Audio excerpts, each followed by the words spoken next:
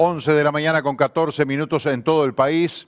Hemos recibido en los últimos tiempos muchas consultas de vecinos planteándonos la preocupación por información y versiones que circulaban sobre el cierre definitivo de ADIM, que es la Asociación de Diabéticos de Maldonado. Por eso nuestro móvil está allí con Florencia Sagasti y Julio Rabasa para conocer un poco más qué es lo que está pasando con esta institución que ayuda a tanta gente que padece esta enfermedad. Adelante, Florencia.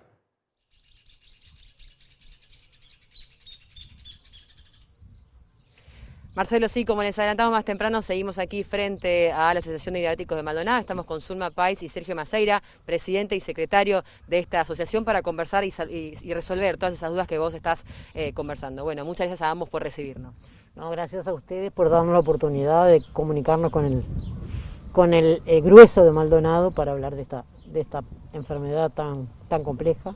Bueno, recién Marcelo mencionaba al aire que hay muchos televidentes que se estuvieron contactando con el canal en los últimos días, en los últimos meses por la pandemia, por las consultas o dudas sobre el cierre definitivo de esta asociación. ¿Qué se le puede contar o responder a todos ellos?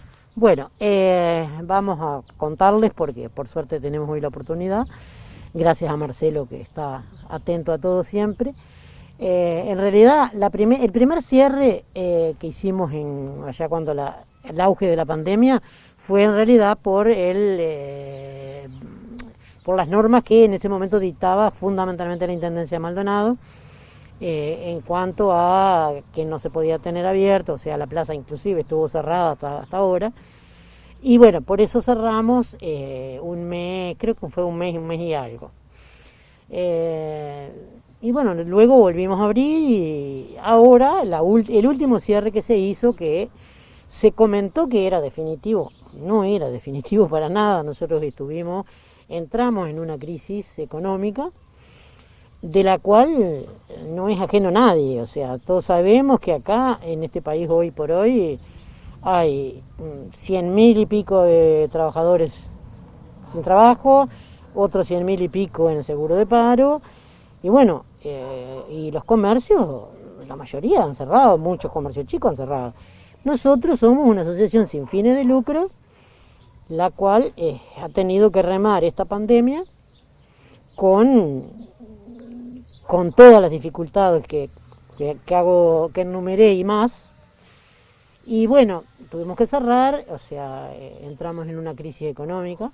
O sea, estuvieron ese mes y medio cerrados, volvieron a abrir y después a poco tiempo volvieron a cerrar. Sí. Al poco tiempo vimos que la crisis económica estaba afectando todo el sistema de lo que era la asociación. O sea, nosotros tenemos diferentes cosas, diferentes actividades que cumplimos, y bueno, vimos que la podología, por ejemplo, teníamos una podóloga permanente, estaba dando un montón de plata de pérdida mensual. Vimos que nos desabastecíamos y la cosa no se podía cubrir, y bueno, resolvimos cerrar, hacer un impasse, tener varias reuniones, conversar entre nosotros, ver qué caminos tomábamos, y si tomábamos un camino que nos permitiera abrir de vuelta con la cabeza en alto y con los 26 años de la asociación limpios, volvíamos a abrir, y si no, bueno, no tendríamos más remedio que cerrar. ¿Y cuándo fue que volvieron a abrir definitivamente y dijeron, bueno, por ahora seguimos? Volvimos a abrir el 1 de agosto, de septiembre. De septiembre, el 1 de septiembre. Volvimos a abrir el 1 de septiembre ya con las cosas organizadas de manera que nos permite tener hoy una sola persona ahí adentro, que es enfermera, que se encarga de todo. Y la podología, para no dejar, tenemos un precioso consultorio podológico, para no dejarlo inactivo, concesionamos la podología. O sea, la podología hoy está concesionada, está a las órdenes de todo el que quiera hacerse los pies. Acá se los va a hacer en forma más económica y segura que en cualquier lugar, porque acá hay una podóloga médica habilitada por el Ministerio de Salud Pública, que está concesionada, ya digo, o sea, ella viene, hace los pacientes y tiene su empresa y deja un porcentaje para la asociación. Y bueno, es una forma de que nosotros nos liberamos de un sueldo. ¿Cómo se sustenta hoy en día la asociación? Bueno, la asociación siempre se sustentó de la misma manera, que fue con el ingreso de la cuota de los socios, y eso tendría que dar para cubrir todos los gastos básicos de la asociación todos los meses. Y después, todos los insumos que tenemos comestibles de todo lo que come paciente diabético, paciente celíaco, tenemos medicamentos, vendemos insulina, vendemos aparatos, vendemos agujas, vendemos tiris, vendemos todo, tenemos todo. Eso sería un poco como el capital que movilizaría la asociación. ¿Cuántos socios tienen hoy en día? Bueno, ahí está. El tema es el siguiente, que nosotros teníamos unos 600 socios activos que pagaban normalmente la sociedad y claro, con esta desconexión de los meses que estuvo cerrado, los socios como que un poco se fueron retirando, no han pago, hay muchos que deben. Y ahora estamos entrando, bueno, ya se terminó con la parte contable de acá adentro, la chica terminó con la parte contable para ayudar a la contadora, y bueno, ahora empezamos el llamado a los socios uno por uno para retomar eso, para ver si retoman esa. Tenemos varias propuestas para hacerle a cada uno, y bueno, acá por ejemplo en este momento ya empezamos de vuelta con lo que era la parte de deporte, o sea, nosotros tenemos un profesor, don Martín Acosta, que viene 2 veces por semana y atiende y trabaja gratuitamente con una cantidad de socios y no socios que vienen a hacer gimnasia acá a este predio. O sea, es una actividad preciosa, tienen una cantidad de... Ahora, de hecho que si nosotros se nos borran los pacientes, los socios, en vez de continuar adelante con la sociedad, eso es testimonial lo que nosotros cobramos. Cobramos 150 pesos mensuales o 450 trimestrales, como lo quieran pagar, si lo quieren pagar el año mejor para nosotros, ¿no? Y bueno, y lo otro es ver que estamos viendo la posibilidad de hacer una campaña, ya aprovecho para alargarlo por acá, una campaña de socios solidarios, para que aquellos que en realidad se borraron porque no pueden pagar, porque hay muchos que se borran pero pueden pagar. Se borran porque no quieren pagar, no les importa, no saben que la diabetes es una enfermedad silenciosa e inmortal, no saben, pero bueno, hay socios que sí sabemos y nosotros a veces inclusive no lo cobramos, o yo que sé, hemos llegado a que las chiquilinas te juntan esas mermeladas que te regalan, o que te dan las empresas que son individuales, para alguna gente que sabemos que no se la puede comprar, no se puede comprar un tarro de mermelada.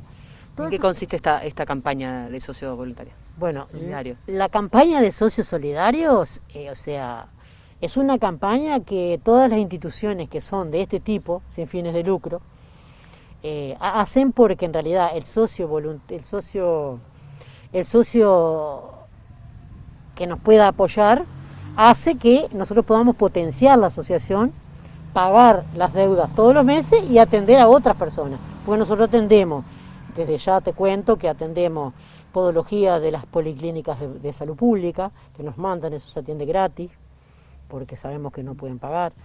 Y bueno, ¿Cómo puede hacer la gente para acercarse o a todas en esta campaña de socios solidarios, digamos? ¿Cómo puede hacer quien quiera colaborar con la asociación para acercarse, para ver cómo puede ayudar, para también dar una mano para que esta asociación siga adelante y no tenga que cerrar sus puertas? Bueno, mira, en primer lugar estamos acá, en este lugar que no precisa que dé la dirección, ustedes la tienen, y lo otro es el teléfono de la asociación, llamar, interesarse y preguntar. Y el número de teléfono, el teléfono de la asociación es 42 22 31 03. Bueno, llama acá, pregunta, vemos inclusive hasta la forma de hacer contacto con la persona.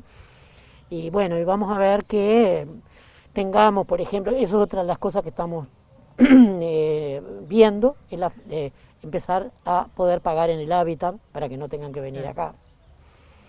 Pagar en un hábitat, y bueno, estamos por abrir todas esas cosas que son cosas que las estamos remando mucho.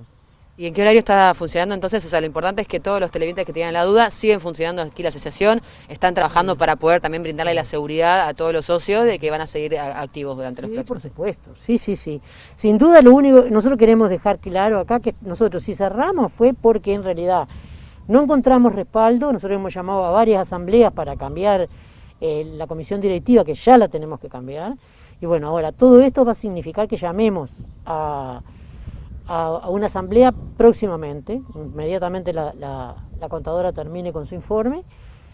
Y no, sí, esto va a seguir funcionando. Va a seguir funcionando desde el momento que se agregue gente al trabajo que nosotros tenemos, que somos 3 personas nada más trabajando acá, gratuitamente 3 personas. La única jubilada soy yo, ellos 2 trabajan. Entonces, es como que se precisa gente y así les aseguramos que va a seguir.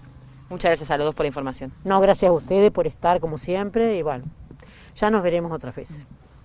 Bueno, Marcelo, desde aquí entonces ya quedó en línea de contacto y ya saben dónde también pueden ubicar la asociación para cualquier contacto, cualquier duda o también para poder dar una mano, como dicen, con estos socios solidarios para poder colaborar con la asociación.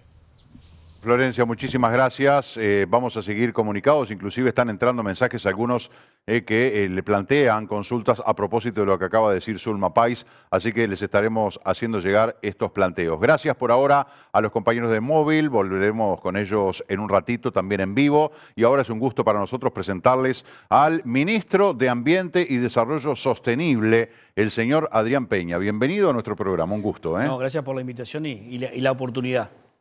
Con mucho gusto. Bueno, usted fue electo senador en octubre, acaba de ser designado ministro de Desarrollo de Ambiente y Desarrollo Sostenible, ya en funciones, un ministerio que fue creado a través de la Ley de Urgente Consideración. Hay 2 artículos, el 291 que lo crea, el 293 que señala las competencias del ministerio, y es el primer ministro de una cartera recién creada. Eso tiene una enorme responsabilidad. ¿Qué cartera además? La de Ambiente. Pero además también con un desafío político, ¿no? El Partido Colorado, el sector Ciudadanos en el gobierno, ya estaba Talvi, pero Talvi dejó el cargo de canciller. Usted toma la responsabilidad de su sector político de encabezar un ministerio que está lleno de desafíos, lleno de pedidos, lleno de responsabilidades. ¿Por dónde pasa la tarea, Peña? Sí, bueno, es una tarea compleja, básicamente la estás definiendo, o sea, la materia de ambiente es una materia bien amplia, así lo define la ley, y bueno, tenemos que enfocarnos esta primera etapa en algunas cosas que son fundamentales. La primera es el propio armado del ministerio, ¿no? Donde tenemos ciertamente, digamos, una dificultad porque tenemos que ensamblar direcciones que vienen del antiguo Ministerio de Vivienda y Ordenamiento Territorial, pero que a su vez han tenido como una vida independiente, ¿no? Y han ido surgiendo a lo largo del tiempo, no se consideran algo todavía, no se consideran parte de lo mismo, ¿no? Entonces, generar esa unidad, ese sentido de dirección, ese rumbo único y sentido de pertenencia a lo que hoy es una nueva cartera que es ambiente, es parte de la tarea. Pero también desde el punto de vista de la gestión, desde el punto de vista de la administración, hay que ir formando una nueva dirección general de Secretaría. Todavía estamos en una transición, es decir, todavía están viniendo recursos desde el Ministerio de Vivienda a nosotros, hablo de recursos humanos, pero también de bienes, de inmuebles. Estamos, yo digo un poco en broma, en el divorcio todavía, en la separación de los bienes, y configurando el ministerio. Entonces, darle orden, darle rumbo y que comience a caminar el ministerio es la primera tarea. Parece sencillo, pero es una tarea compleja desde el punto de vista de la gestión, desde el punto de vista de la gestión pública, y bueno, y ese es el primer desafío, ¿no? Generar un ministerio que no tiene gran cantidad de recursos, que sea eficiente, que logre las políticas y el rumbo en lo que se plantea hacer.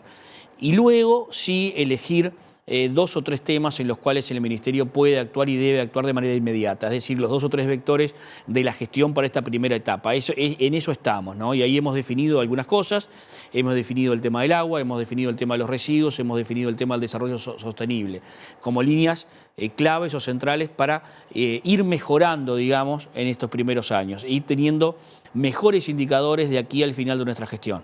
¿Por qué digo esto? Porque, bueno, se trata de un proceso y ninguno de estos temas estará solucionado cuando nos vayamos. Es decir, pero sí, la idea es que en cada una de estas áreas tengamos un rumbo y una estrategia de hacia dónde queremos ir. Usted lo señaló, ¿no? Hace 18 días cuando asumió 3 ejes básicos que los acaba de resumir: calidad del agua y el estado de las cuencas y los procesos productivos, la gestión de los residuos y el ejercicio de un liderazgo efectivo en materia de política ambiental. Evidentemente, la creación de un ministerio tiene que redundar en jerarquizar seriamente el tema ambiental que hasta ahora hemos hablado. Hay como movimientos, expresiones de deseo de cuidar el ambiente, pero como que no hay acciones concretas a nivel de los gobiernos, ¿no? ¿Cómo va a llevar adelante ese liderazgo en materia de política ambiental? Justamente, hay un montón de esfuerzos que se hacen en materia de ambiente. Yo creo que ordenarlos, organizarlos y sistematizarlos y ponerlos en un rumbo único es parte de la tarea del Ministerio. Y el Ministerio en realidad tiene competencias donde también tienen otros ministerios, otros organismos. Por ejemplo, claramente el Ministerio de Ganadería, Agricultura y Pesca, el Ministerio de Industria, el Ministerio de Turismo, ¿no? Son áreas donde la materia ambiental está bien presente en la toma de decisiones. Entonces, la primera tarea fundamental es de armonizar, coordinar esas políticas. Hoy se están haciendo esfuerzos en materia de ambiente en todas estas carteras y también en otros organismos. Nuestra tarea es justamente participar con mayor fuerza en que el diseño de las políticas en materia de producción, en materia de industria o las grandes líneas en materia económica del país tengan en cuenta la política ambiental. Es decir, que estas políticas no vayan desalineadas de las políticas de ambiente. Esa es nuestra primera tarea. Y allí yo creo que tenemos una gran oportunidad porque nosotros, el sector ciudadanos, también maneja el Ministerio de Ganadería, Agricultura y Pesca. Entonces se ha hecho casi que natural comenzar a trabajar en conjunto. Pero creo que eso es lo que se hace necesario. Hay muchos esfuerzos, incluso dentro del Ministerio, incluso en estos pocos días se ha advertido que dentro de nuestro propio Ministerio hay esfuerzos solapados, digamos, hay superposición de tareas. Estamos midiendo lo mismo, por ejemplo, en diferentes direcciones. Bueno, acá se trata de armonizar. Mira, mañana a las 9 de la mañana tengo la primera reunión del gabinete, ¿no? Decidimos trabajar en esa lógica, ¿no? En nuestro gabinete estará el director de Medio Ambiente, estará la directora nacional de Aguas, la directora de Cambio Climático, el presidente de OCE y el presidente de INUMED, que integran la materia del Ministerio. De forma tal, porque todos estos temas están todos entrelazados. O sea, cuando hablamos de agua, hablamos de cantidad del agua, de calidad del agua, pero hablamos también del trabajo que hace la OCE en la potabilización y que según cómo le llega el agua son los costos que tiene y cómo puede llegar con agua potable la ciudadanía. Cuando hablamos de cambio climático y de las mediciones en cambio climático, hablamos de cómo medirlo. Para eso es fundamental el trabajo con INUMED y no puede ir cada uno por su lado haciendo esfuerzos, ¿no? que en algún punto no están coordinados. Entonces, a partir de mañana, ¿no? Ya trazamos las líneas generales y comenzamos todos a confluir en una única política. Creo que eso es una de las ventajas de tener un ministerio. Además de, como decías bien, jerarquizar el tema, es decir, poner el tema ambiente en la primera línea, que creo que esa es la decisión primera del presidente de la República, darle jerarquía al tema ambiental para ponerlo precisamente arriba de la mesa, al igual que los otros temas. Yo estaba viendo entre las competencias del Ministerio, bueno, ejercer la competencia atribuida por la ley a la DINAMA y a la DINAGUA, en materia ambiental, desarrollo sostenible, cambio climático, preservación, conservación y uso de recursos naturales. Dos preguntas para este cometido. Usted algo señalaba. El personal de la DINAMA, ¿qué pasó con aquel rumor del cese de funcionarios contratados de la DINAMA que no iban a ser tenidos en cuenta? Bueno, no. Los funcionarios... A ver, la DINAMA, esta es una de las cosas que tenemos que organizar, para explicarle un poco al televidente. En total, nosotros traemos estas direcciones que vienen a nosotros son en el entorno de los 400 funcionarios. Estos funcionarios en algunos casos son públicos, ¿verdad? Son funcionarios de la DINAMA o de la DINAGUA, pero una gran cantidad de funcionarios son contratados. Contratados a través de diferentes programas, en acuerdo con organismos internacionales, con organizaciones del país, con la Corporación Nacional para el Desarrollo, por ejemplo. Parte de esos contratos vencieron hace unos meses y fueron renovados casi en su totalidad. Hoy están en un proceso de renovación. Creo que solo no se renovaron 6 en DINAMA y 1 en cambio climático. El resto se renovaron todos. Viene lenta la renovación. En estas horas voy a hablar justamente con OPP. Hay parte de los contratos en la Dirección Nacional de Servicio Civil, unos pocos, y la mayoría están en el trámite natural dentro de la OPP. Pero vienen un poco demorados, ¿verdad? Pero hasta el momento todo se ha renovado, ¿no? La gran cantidad de los contratos se ha renovado. El 31 de diciembre vencen otra cantidad de contratos, también se va a revisar contrato por contrato, porque algunos responden a proyectos específicos, algunos responden a tareas específicas, y ahí comenzaremos a ver cuáles se renuevan y cuáles no. Pero más allá de eso, en que en términos generales no va a haber cambios, sí estamos pensando en una reestructura de lo que va a ser el Ministerio. Es decir, las actuales direcciones tendrán una estructura diferente seguramente a partir de marzo o abril del año que viene. Ya comenzamos a transferir información a la Dirección Nacional de Servicio Civil. Nuestro ministerio es un ministerio piloto en esto se va a hacer en toda la Administración Central. ¿verdad? Y se va a arrancar por 4 ministerios, el nuestro es uno de ellos y es el primero, al ser nuevo es una oportunidad, y comenzaremos a ordenar la carrera funcional dentro del ministerio, ¿no? Hay que definir los cargos, específicamente la tarea, específicamente las remuneraciones y conformar esa carrera funcional dentro del ministerio, ¿no? Eso es una oportunidad, pero en ningún caso supone reducción de personal. Es decir, nosotros tenemos elementos muy buenos, hay un capital humano muy bueno en la Dirección Nacional de Medio Ambiente, en la DINAGUA, la Oficina de Cambio Climático, es de las mayores fortalezas que tiene el Ministerio. Es bien particular porque el 20% o un poco menos son administrativos, ¿verdad?, que se necesitan para la función. El resto son todos profesionales. Entonces uno en Dinama se encuentra con biólogos, con químicos, con ingenieros de varios tipos, por supuesto con todo el personal de especialista en derecho ambiental, ¿no? Pero básicamente son profesionales, la mayoría de ellos, y es gente que ha elegido el tema ambiente como vocación, por lo cual tienen un sentido de pertenencia muy grande con la institución y con los temas que tratamos. Entonces, ese es un potencial grande que tenga y no queremos perder ese capital, ¿no? Eso es fundamental. Sí, es muy importante, sin lugar a dudas, el compromiso de la gente con lo que hace, ¿no? Pero vinculado Sí, con sí. con esta competencia, porque aquí habla de competencia en materia ambiental, desarrollo sostenible, cambio climático, los compromisos que se han asumido a nivel internacional, no hablo de Uruguay, que también alguno ha suscrito. Lo que vemos es que cuando llegan las fechas se revisan los protocolos, nadie cumplió nada, las metas establecidas nunca se respetan. Naciones Unidas ya hace tiempo que lanzó una advertencia, ojo con el cambio climático porque nos estamos acercando al punto sin retorno. Bueno. Yo sé que Uruguay, ustedes del Ministerio, lo que puede hacer Uruguay como tal por el mundo es poco, pero ¿cómo encaran ese desafío enorme que nos va la vida a todos? Mira, es un desafío bien importante, necesario para el Uruguay. Nosotros tenemos nuestros compromisos fundamentalmente con el Acuerdo de París y tenemos que ir presentando periódicamente nuestros números. Hay un informe anual y un informe bienal que tiene que ver con cambio climático.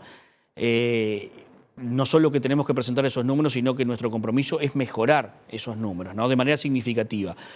Y es muy importante la presentación de esos números porque es el modo que Uruguay tiene de certificar su posición en estos temas. Cómo ha mejorado, tiene que ser algo tangible y verificable. cómo ha avanzado, claro. Y entonces estamos trabajando con 2 programas junto con el Ministerio de Ganadería, Agricultura y Pesca para poder medir y de mejor manera, por ejemplo, el carbono que Uruguay captura, ¿verdad?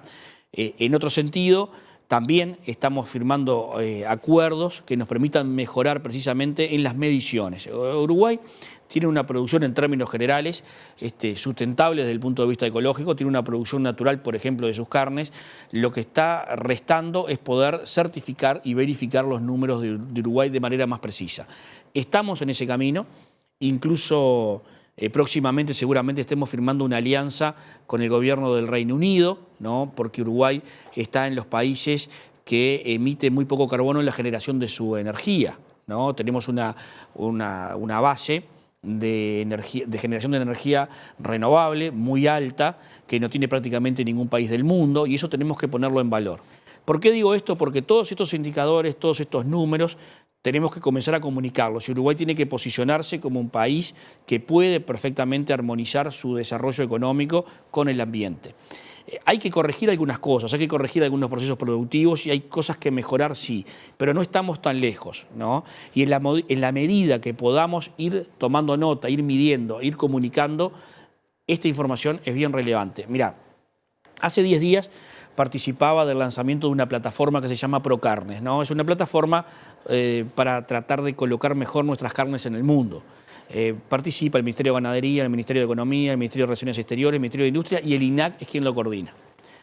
Es una muy buena iniciativa. Pero en un momento de la presentación, los técnicos del INAC presentaron un estado de situación, ¿no? Entonces advirtieron sobre 2 problemas que tienen, ¿no? El mercado de la carne, que es donde somos sólidos, donde somos importantes, ¿no? Un mercado consolidado de exportación del Uruguay. No otros, un mercado teóricamente fuerte. Allí un tema son los aranceles, porque pagamos aranceles en muchos países que no debiéramos estar pagando, entonces hay un tema de política comercial que mejorar. Y otro tema tiene que ver con la ventaja sanitaria. Uruguay vende más cara sus carnes porque el estatus sanitario de Uruguay es superior a otros países de la región, por ejemplo. Pero esa ventaja se viene agotando. Uruguay medía en el año 15, no hace 50 años, en el año 15 medía 65 puntos en 100 en estatus sanitario y los vecinos 40 promedialmente. Hoy nosotros estamos superando los 70, pero los vecinos están en 60. Se está cortando la brecha. Y es la noticia que escuchamos en los programas agropecuarios de que China habilitó tal frigorífico paraguayo, tal frigorífico argentino, tal frigorífico brasileño. Entonces, esa ventaja, la sanitaria, se agota, se viene agotando. ¿Cuál es la ventaja del Uruguay? ¿Cuál es la ventaja que puede tener en el futuro? Certificar que sus carnes son producidas fundamentalmente a base de pasturas de campo natural.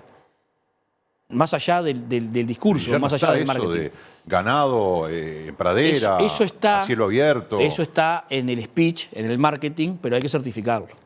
Hay que demostrar que Uruguay no solo emite carbono y metano con sus vacas, sino que captura carbono.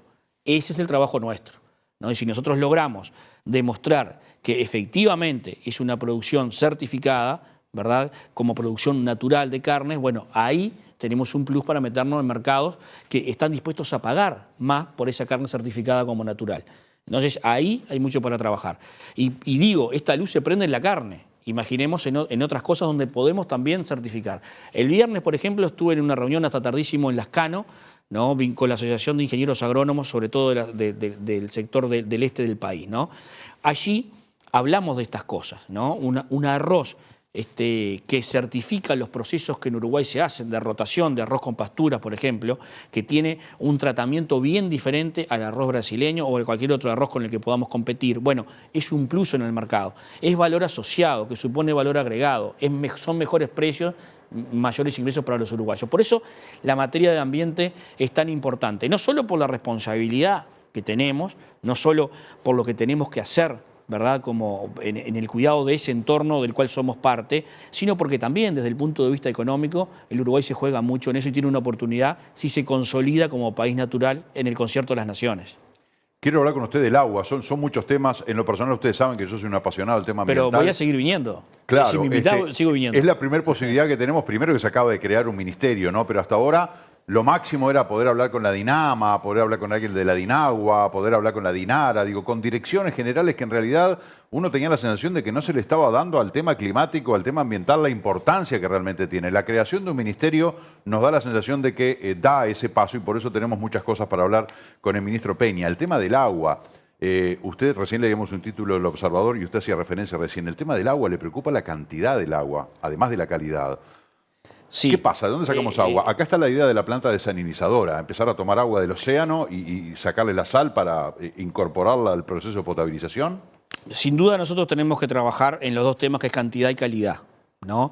El titular del Observador de hoy básicamente hace referencia a Montevideo, donde bueno, la capital del país depende de una sola fuente, ¿no? Seguro, una sola fuente, que es Santa Lucía, y una sola planta, que es la planta de Aguas Corrientes, ¿no? En términos generales, en el mundo, ciudades de la dimensión de Montevideo, no se da esta situación de depender de una sola planta, ¿no?, y de una sola fuente. Incluso algunas de las soluciones que se están planteando, como la de la represa de Casupá, puede ser útil para alimentar al propio Santa Lucía en un momento de escasez de agua, como tendremos, por ejemplo, de nuevo el año que viene, porque se nos viene un verano seco. O sea que ya sabemos que el próximo verano tenemos problemas con el agua, eso seguro, ¿no? Incluso este año que está culminando, me cuenta el presidente de OCE que cuando él asumió el 3 de abril había agua para 41 días, ¿no? Luego llovió y comenzó, pero esa reserva de agua es muy poca, ¿no? Es casi una crisis, ¿no?, desde el punto de vista del abastecimiento. Entonces allí hay que pensar en solucionar con otra fuente y en lo posible, en el largo aliento, tener otra planta, ¿no?, que nos asegure que va a estar abastecido Montevideo. Lo mismo se puede repetir por el caso de Maldonado. Aquí también dependemos de una sola fuente, que es la laguna del Sauce, ¿no?, y la planta asociada a esta laguna. Creo que sí, que pensar en otra fuente, ni que hablar si es una fuente inagotable, son cosas en las que tenemos que pensar. El proceso, el proceso que tiene que ver con la desalinización es un proceso caro en términos comparativos, y hay que ver cómo se podría financiar, pero es algo que no puede estar tampoco fuera del radar, ¿no? Uno hoy a priori lo ve poco viable desde el punto de vista de su financiación, de su financiamiento, de su operativa. El proceso también es caro, no solo la instalación, pero creo que son cosas que tenemos que tener en el radar porque son cosas que hay que solucionar. Y hay que darse maña, porque tampoco tenemos los recursos para hacer inversión pública para eso. Entonces hay que Hay que ver cómo generamos alianzas estratégicas, cómo Con generamos... las PPP podría ser una opción. Podría ser, aunque terminan siendo muy caras también, pero podría ser también por el mecanismo de la iniciativa privada, en fin, ¿no? Son cosas diferentes. Por ejemplo, con el agua tenemos la dificultad, entre comillas, que si cambiamos la fuente, los clientes son los mismos. O sea, no vamos a vender más agua ni la podemos cobrar más cara. Entonces, para financiarlo está complicado. Con el saneamiento es otra historia, ¿no? Porque yo puedo mejorar las conexiones de saneamiento, entonces voy a tener ingresos, entonces puedo darme maña para pensar alguna herramienta financiera para financiar avances en saneamiento. Con el agua tenemos esas complicaciones. En definitiva, son decisiones que hay que tomar como país, ¿no? Pero parecen decisiones que por lo menos a mí me interesa poner en estas horas, en estos meses, arriba de la mesa. En ese sentido, el presidente nos ha dado, digamos, carta libre para comenzar a analizar diferentes procesos, para decir, bueno, plantéenme cuáles son las soluciones de corto plazo, cuál es la de largo aliento y por dónde podemos encaminar esto. Y estamos en ese trabajo. El 27 de agosto asumí y el 31 de agosto nos reunimos a las 5 de la tarde con el presidente de OCE y el presidente de la República para comenzar a encaminar estos temas. Recién se está acomodando en el sillón, digamos, ¿no? En sentido figurado. ¿Cómo va a No ejercer? tengo sillón todavía. ¿No tiene sillón No, todavía? estamos juntando cosas aquí y allá, bueno, está. Los recortes vinieron también para su sillón. Y bueno, no teníamos ni dónde Ya estar. el Ministerio de Ambiente está a cuenta de ese 15%, ya el ministro no tiene sillón. Estamos decolados. Peña, ¿cómo van a controlar el tema del uso de agrotóxicos que se vierten en la laguna del Sauce? Es un gran problema, las construcciones, es un problema grande, Sí. cada tanto nos da un susto. Sí. ¿Cómo van a controlar todo ese Bueno, tema? es todo un tema. Hay un tema que es estrictamente de control, donde se necesita más personal, ¿no? Estamos avanzando mucho en sumar herramientas tecnológicas que nos permiten el monitoreo a distancia. De hecho, próximamente ya tendremos funcionando, digamos, un desarrollo que nos permite advertir la formación de floraciones, ¿no? en tiempo temprano, que nos permiten identificar en la fuente, vía satelital, esas formaciones y nos permiten actuar en la fuente, ¿no? Pero claro, ya eso es cuando los efluentes fueron demasiados y cuando el fósforo fue demasiado. Entonces, la tarea es antes, ¿no? En los procesos productivos. Y el control siempre es necesario y tenemos que mejorar, y eso significa recursos, pero más que el control, el trabajo en conjunto con el Ministerio de Ganadería y el ordenamiento de los procesos productivos y el abandono de algunas prácticas, ¿no? Y el tratar de ir pasando a otro tipo de insumos a la hora del trabajo en materia agropecuaria. Ahí es estratégico el trabajo con los productores y con el Ministerio de Ganadería, Agricultura y Pesca. En cuanto específicamente a los agrotóxicos, bueno, hay que trabajar. Europa está yendo en un camino, por ejemplo, de prohibir algún tipo de ellos en un tiempo determinado. Yo creo que nuestra legislación no podría andar muy lejos de lo que Europa va a establecer como norma, porque en definitiva, si no, luego nos va a costar a nosotros, si producimos de un modo diferente, colocar los productos, ¿no? El ejemplo claro es el de la miel, que perdimos mercados muy buenos como el de Alemania por algunas trazas de glifosato que aparecieron en alguna de nuestra miel. Entonces, creo que tenemos que ir en esa línea, ¿no? En ir buscando incentivos para los que utilicen otras prácticas, ir desestimulando el uso de determinados productos y en algún caso seguramente haya que avanzar en la prohibición de algunos.